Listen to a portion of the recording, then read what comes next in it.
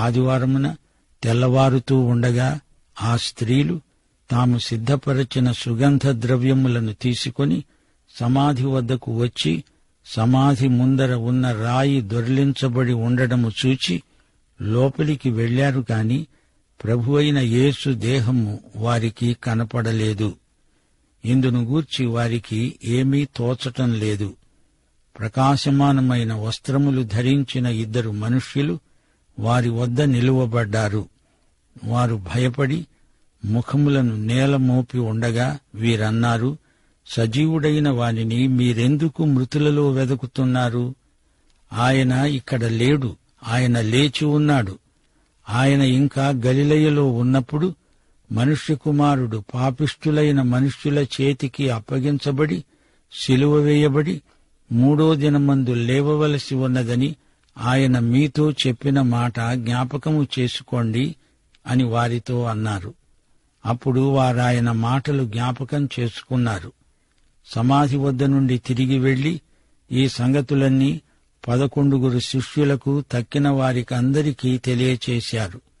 ఈ సంగతులు అపొస్తలులతో చెప్పిన వారెవరనగా మగ్దలేనే మరియా, యోహన్నా, యాకోబు తల్లి అయిన మరియా, వారితో కూడా ఉన్న ఇతర స్త్రీలు. అయితే వారి మాటలు వీరి దృష్టికి వెర్రి మాటలుగా కనపడ్డాయి గనుక వీరు వారి మాటలు నమ్మలేదు. అయితే పేతురు లేచి సమాధి వద్దకు పరిగెత్తుకొని పోయి వంగి చూడగా నారబట్టలు మాత్రము విడిగా కనపడ్డాయి. అతడు జరిగిన దానిని గూర్చి ఆశ్చర్యపడుతూ ఇంటికి వెళ్ళాడు. సోదరీ సోదరులారా, ఈ స్త్రీలు సుగంధ ద్రవ్యాన్ని తెచ్చారు గాని అక్కడ యేసు భౌతిక కాయం లేదు గనుక ఈ పరిమళ ద్రవ్యాలన్నీ వృధా. ఒకసారి మరియా యేసు పాదాలను అచ్చ జటామాంసి అత్తరుతో అభిషేకిస్తూ ఉంటే యూదా అన్నాడు, ఎందుకీమె ఈ విలువైన అత్తరు వృధా చేస్తున్నది? అవును, అప్పుడు ఆమె చేసింది వృధా కాదు గాని ఇప్పుడు ఈ స్త్రీలు ఈ సుగంధ ద్రవ్యాలను వృధా చేశారు.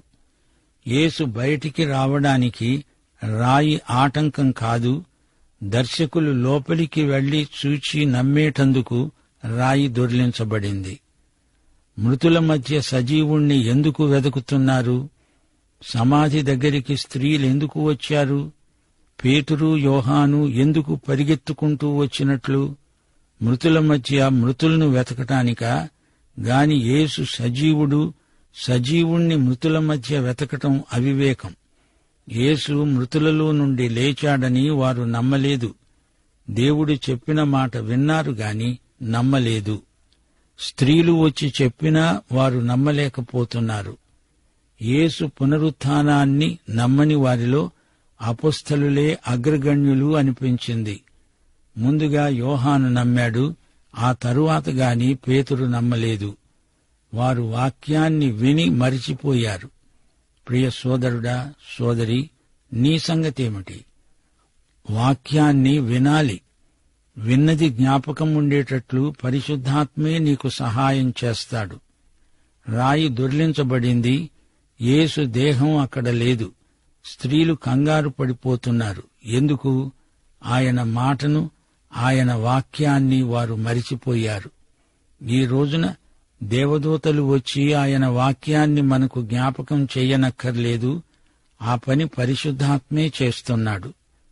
యోహాను సువార్త 14:26 ప్రభు అన్నాడు, ఆదరణకర్త అనగా తండ్రి నా నామమున పంపబోయే పరిశుద్ధాత్మ సమస్తమును మీకు బోధించి నేను మీతో చెప్పిన సంగతులన్నిటినీ మీకు జ్ఞాపకం చేస్తాడు. లూకాసు వార్త 24:13-35 వరకు దేవుని వాక్యాన్ని వారు నేర్చుకున్నారు. ఎమ్మాయు మార్గంలో అది మొబైల్ బైబిలు బడి. ఇదిగో, ఆ దినమందే వారిలో 2 యెరూషలేమునకు ఆమడ దూరమున ఉన్న ఎమ్మాయు అనే ఒక గ్రామానికి వెడుతూ జరిగిన ఈ సంగతులన్నిటిని గూర్చి ఒకరితో ఒకరు సంభాషించుకుంటూ ఉన్నారు. వారు సంభాషిస్తూ ఆలోచించుకుంటూ ఉండగా యేసు తానే దగ్గరికి వచ్చి వారితో కూడా నడిచాడు. అయితే వారాయనను గుర్తుపట్టలేకుండా వారి కన్నులు మూయబడ్డాయి. ఆయన వారిని అడిగాడు, మీరు నడుస్తూ ఒకరితో ఒకరు చెప్పుకుంటున్న ఈ మాటలేమిటి? వారు దుఃఖముఖులై నిలిచారు. వారిలో క్లెయోపా అనేవాడు ఆయనను ప్రశ్నించాడు, యెరూషలేములో బస చేస్తూ ఉండి ఈ దినములలో అక్కడ జరిగిన సంగతులు నీవు ఒక్కడివే ఎరుగవా? అవి ఏవి అని అడిగాడాయన.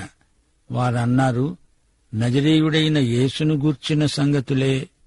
ఆయన దేవుని ఎదుట, ప్రజలందరి ఎదుట క్రియలో, వాక్యములో శక్తిగల ప్రవక్త అయి ఉన్నాడు. మన ప్రధాన యాజకులు, అధికారులు ఆయనను ఏలాగు మరణశిక్షకు అప్పగించి సిలువ వేయించారో నీకు తెలియదా? ఇశ్రాయేలును విమోచింపబోయేవాడు ఈయనే అని మేము నిరీక్షించి ఉన్నాము. ఇదిగాక ఈ సంగతులు జరిగి నేటికి 3 దినములైంది. అయితే మాలో కొందరు స్త్రీలు తెల్లవారగానే సమాధి వద్దకు వెళ్లి ఆయన దేహమును కానక వచ్చి కొందరు దేవదూతలు కనపడి ఆయన బ్రతికి ఉన్నాడని చెప్పారని మాకు విస్మయము కలుగచేశారు. మాతో కూడా ఉన్న వారిలో కొందరు సమాధి వద్దకు వెళ్లి ఆ స్త్రీలు చెప్పినట్లే కనుగొన్నారు గాని ఆయనను చూడలేదు. అందుకాయన అన్నాడు, అవివేకులారా, ప్రవక్తలు చెప్పిన మాటలన్నిటినీ నమ్మని మందమతులారా, క్రీస్తు ఈలాగు శ్రమపడి తన మహిమలో ప్రవేశించడము అగత్యము కాదా? అంతటా ఆయన మోషే సమస్త ప్రవక్తలు మొదలుకొని లేఖనములన్నిటిలో తనను గూర్చిన వచనముల భావము వారికి తెలిపాడు. ఇంతలో తాము వెడుతున్న గ్రామము దగ్గరికి వచ్చినప్పుడు ఆయన ఇంకా కొంత దూరము వెళ్ళునట్లు కనబడగా వారు, సాయంకాలము కావచ్చింది, పొద్దుగుంకింది, మాతో కూడా ఉండమని చెప్పి ఆయనను బలవంతం చేశారు. గనుక ఆయన వారితో కూడా ఉండడానికి లోపలికి వెళ్ళాడు. ఆయన వారితో కూడా భోజనానికి కూర్చున్నప్పుడు ఒక రొట్టెను పట్టుకొని స్తోత్రము చేసి దానిని విరిచి వారికి పంచిపెట్టగా వారి కన్నులు తెరువబడి ఆయనను గుర్తుపట్టారు. అంతటా ఆయన వారికి అదృశ్యుడయ్యాడు. అప్పుడు వారు, ఆయన త్రోవలో మనతో మాట్లాడుతూ లేఖనములను మనకు బోధపరుస్తున్నప్పుడు మన హృదయము మనలో మండుతూ ఉండలేదా అని ఒకనితో ఒకడు చెప్పుకున్నారు. ఆ ఘడియలోనే వారు లేచి యెరూషలేమునకు తిరిగి వెళ్లగా 11 శిష్యులు వారితో కూడా ఉన్నవారు కూడివచ్చి ప్రభువు నిజముగా లేచి సీమోనుకు కనపడ్డాడని చెప్పుకుంటున్నారు. వారిది విని త్రోవలో జరిగిన సంగతులు, ఆయన రొట్టె విరవడము వలన తమకు ఏలాగు తెలియబడిందో అది తెలియచేశారు. ప్రియ విశ్వాసీ, వింటున్నావా? నడుస్తూ యేసు వారికి బైబిలు పాఠాలు బోధించాడు. పాత నిబంధన తాళాన్ని తెరిచే తాళపు చెవి వారికి లేదు. అందుచేత వారు గ్రహించనేరని మందమతులయ్యారు. మహిమలో ప్రవేశించక ముందు మెస్సీయా శ్రమపడాలి, చనిపోవాలి. లేఖనాలు యేసు బోధిస్తూ ఉంటే వారి హృదయాలు మండిపోయాయి. యేసు మరణానికి సంతాపం చెందిన ఈ శిష్యులు ఆ తరువాత యేసు రాయబారులయ్యారు. భూదిగంతాల వరకు సమస్త ప్రజలకు సువార్త ప్రకటించారు. ప్రియ సోదరీ సోదరులారా, పరిశుద్ధాత్మ మీలో ప్రతి ఒక్కరిలో ఉన్న మహామహోపాధ్యాయుడు. ఆయన స్వరం నీవు వింటున్నావా? యోహాను సువార్త 16వ అధ్యాయం 13 నుండి 15వ వచనం వరకు ప్రభు అన్నాడు, ఆయన అనగా సత్యస్వరూపి అయిన ఆత్మ వచ్చినప్పుడు మిమ్ములను సర్వసత్యములోనికి నడిపిస్తాడు. ఆయన తనంతట తానే ఏమీ బోధింపక వేటిని వింటాడో వాటిని బోధించి సంభవించబోయే సంగతులను మీకు తెలియచేస్తాడు. ఆయన నా వాటిలోనివి తీసుకొని మీకు తెలియచేస్తాడు గనుక నన్ను మహిమపరుస్తాడు. తండ్రికి కలిగినవన్నీ నావి. అందుచేత ఆయన నా వాటిలోనివి తీసుకొని మీకు తెలియచేస్తాడని నేను మీకు చెప్పాను. ఎమ్మాయి గ్రామం యెరూషలేముకు 12 కిలోమీటర్ల దూరంలో ఉంది. ఎమ్మాయి గ్రామానికి వెడుతున్న వారితో నడుస్తున్నాడు యేసు. అది వారు గుర్తుపట్టలేకపోయారు. ఆయన పునరుత్థానుడయ్యాడంటే వారు నమ్మే స్థితిలో లేరు. సంతాపంతో వారి గుండెలు నిండి ఉన్నాయి. యేసే సంభాషణ ఆరంభించాడు. యేసు శిలువ వేత వృత్తాంతం అందరికీ తెలుసు, నీకు తెలియదా అని వారు యేసునే అడుగుతున్నారు. ఎక్కడో మారుమూలన జరిగింది కాదు, ఇది అందరికీ తెలిసిన వార్త. అగ్రిప్పతో పౌలు ఇదే మాట అన్నాడు. అపొస్తలుల కార్యములు 26వ అధ్యాయం 27వ వచనం. అగ్రిప్పరాజా, ఇది ఒక మూలను జరిగిన కార్యము కాదు. ఎమ్మాయు బాటసారులు యేసును గొప్ప ప్రవక్త అని పేర్కొంటున్నారు. ఇశ్రాయేలు విమోచకుడు అంటున్నారు. ఆయన సిలువ వేయబడి చనిపోయాడు అని వారు తమ ప్రగాఢమైన సంతాపాన్ని వెలిబుచ్చారు గాని యేసు పునరుత్థానం ప్రవచనమే వారికి గుర్తు లేకుండా పోయింది. స్త్రీల సాక్ష్యం వీరు నమ్మలేదు. సమాధి ఖాళీగా ఉంది అంటే వారు నమ్మలేదు. ఖాళీ సమాధిని చూచిన తరువాత కూడా ఆయన లేడనే సంతాపం మాత్రమే మిగిలింది గాని పునరుత్థానమనేది వారికి తోచనే లేదు. యేసు వీరికి తన కాళ్ళు చేతులలో శిలువ మేకుల గుర్తులు చూపలేదు గాని వారికి లేఖనాలను జ్ఞాపకం చేస్తున్నాడు. ప్రవక్తలు చెప్పింది నమ్మని మందమతులారా అని ప్రభువు వారిని గద్దించాడు. దేవుని వాక్యాన్ని నమ్మని వారు దేవుణ్ణి నమ్మనట్లే. వాక్యానుసారంగా జీవించడమే భక్తి. దేవుని వాక్యాన్ని నమ్మితే అది అర్థవంతమవుతుంది. కాని కొందరు అర్థం కావటం లేదని చదవరు. ప్రభువే మన మనోనేత్రాలు వెలిగించాలి. లేకపోతే వాక్య సత్యాలు ఒక పట్టాన అర్థం కావు. పరిశుద్ధాత్మ దారి చూపకపోతే వాక్య భూమిలో మనం ప్రయాణించలేము. నీ వాక్యమందలి ఆశ్చర్యకరమైన విషయాలు నేను చూడగలుగునట్లు నా కన్నులు తెరువు అని దావీదు ప్రార్థించాడు.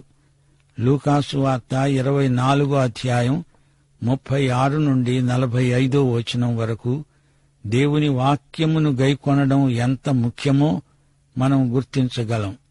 వారు ఈలాగు మాట్లాడుతూ ఉండగా ఆయన వారి మధ్యన నిలిచి, మీకు సమాధానమగునుగాక అని వారితో అన్నాడు. అయితే వారు దిగులుపడి భయాక్రాంతులై భూతము తమకు కనపడిందని తలంచారు. అప్పుడాయన అన్నాడు, మీరెందుకు కలవరపడుతున్నారు? మీ హృదయములలో సందేహములు పుట్టనేలా? నేనే ఆయనను అనడానికి నా చేతులను నా పాదాలను చూడండి, నన్ను పట్టి చూడండి. నాకున్నట్లుగా మీరు చూస్తున్న ఎముకలు మాంసము భూతమునకు ఉండవు అని చెప్పి తన చేతులను పాదాలను వారికి చూపాడు. అయితే వారు సంతోషము చేత ఇంకా నమ్మకుండా ఆశ్చర్యపడుతూ ఉండగా ఆయన, ఇక్కడ మీ వద్ద ఏమైనా ఆహారమున్నదా అని వారిని అడిగాడు. వారు కాల్చిన చేప ముక్కను ఆయనకిచ్చారు. ఆయన దానిని తీసుకొని వారి ఎదుట భుజించాడు. అంతటా ఆయన, మోషే ధర్మశాస్త్రములో ప్రవక్తల గ్రంథములలో నన్ను గూర్చి రాయబడినవన్నీ నెరవేరాలని నేను మీ వద్ద ఉండినప్పుడు మీతో చెప్పిన మాటలు నెరవేరినవి అని వారితో చెప్పాడు. అప్పుడు వారు లేఖనములు గ్రహించున్నట్లు ఆయన వారి మనస్సును తెరిచాడు. ప్రియ విశ్వాసులారా, అసలు రహస్యమిదే. లేఖనములు మనం గ్రహించాలంటే ప్రభువు మన మనస్సులను తెరవాలి. మోషే ప్రవక్తలు యేసును గురించే రాశారు, చెప్పారు. వారి ప్రవచనాలు యేసు మరణ పునరుత్థానములలో నెరవేరాయి. యేసు ఎమ్మాయి మార్గంలో వారితో నడిచాడు, వారితో భోంచేశాడు. యేసుతో నేను, నాతో యేసు భోంచేయడమే మన సహవాసం. పునరుత్థానుడైన యేసు ఈ రోజున మనతో సహవాసం చేయగోరుతున్నాడు. యేసు పునరుత్థానుడైన తరువాత మనతో భోజన సహవాసం చేస్తున్నాడు. నా కాళ్ళు చేతులు, అందులో శిలువ మేకుల గుర్తులు చూడండి. మీరెందుకు భయపడుతున్నారు? నేను శిలువ వేయబడిన క్రీస్తునే అని ప్రభువు వారికి తనను తాను ప్రత్యక్షపరుచుకున్నాడు.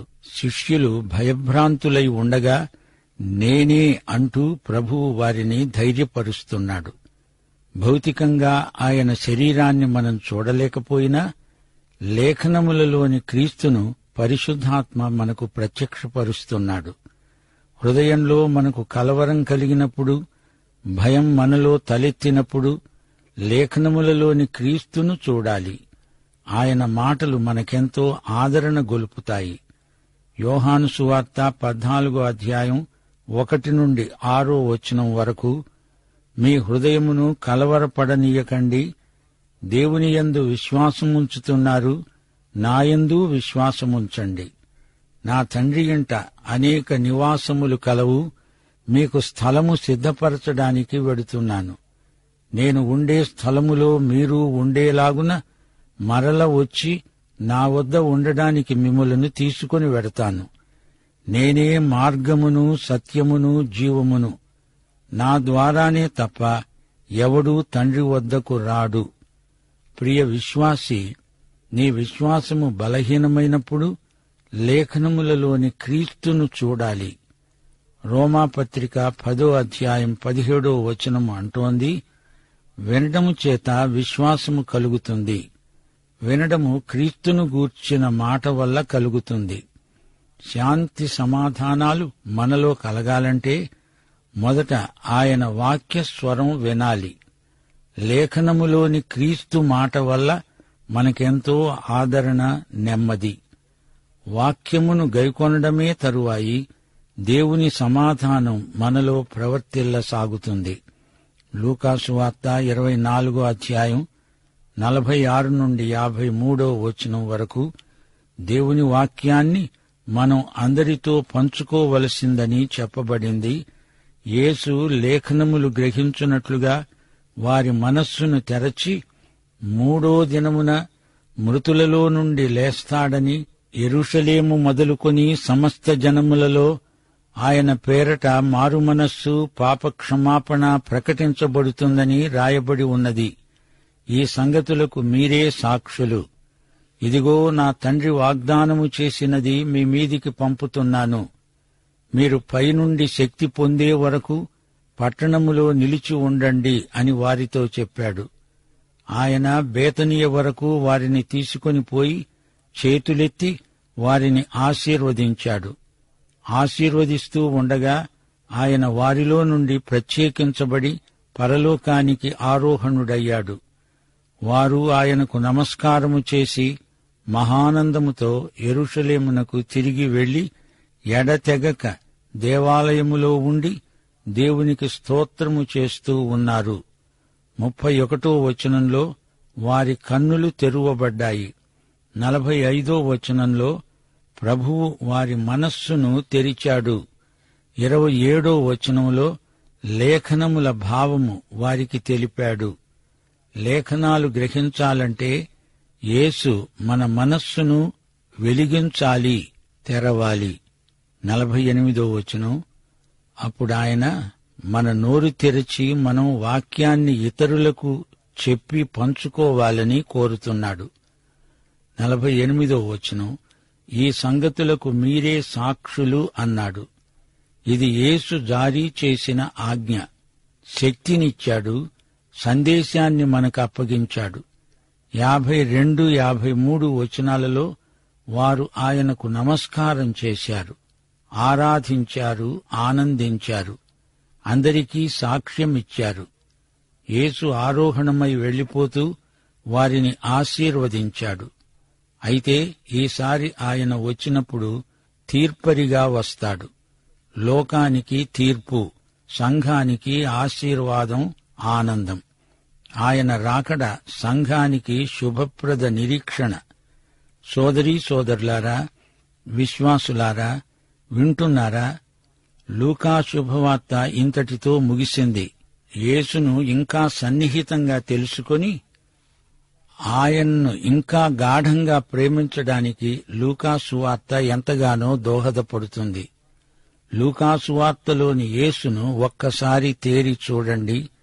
ఒక శిశువుగా, ఒక యువకుడుగా, ఒక దైవ సేవకుడుగా యేసు మనకు గొప్ప మాదిరి. ఆయన పాపరహితుడు, మహాపరిశుద్ధుడు, మహాశ్రమబాధితుడు. దేవనరుడైన క్రీస్తునందు ఆధ్యాత్మిక భౌతిక జీవితాలు మేళవించాయి. అది మేలు కలయిక. మానవుల శారీరక స్వస్థత కోసం మాత్రమే కాక వారి ఆత్మ ఆరోగ్యం కోసం ఆయన అహర్నిశలు ఎంతో ప్రయాసపడిన దేవనరుడు. యేసే మనందరి జీవితాలకు సమగ్రమైన సంపూర్ణమైన మాదిరి. సోదరుడా, సోదరి, నువ్వు యేసును ఎరుగుదువా? ఆయన యందు విశ్వాసముంచి రక్షించబడినావా? పాఠం ఇంతటితో సమాప్తం. మన ప్రభువైన యేసుక్రీస్తు వారి కృప, యెహోవా దేవుని ప్రేమ, పరిశుద్ధాత్మ నిత్య సహవాసము మనకు తోడై ఉండునుగాక. ఆమేన్.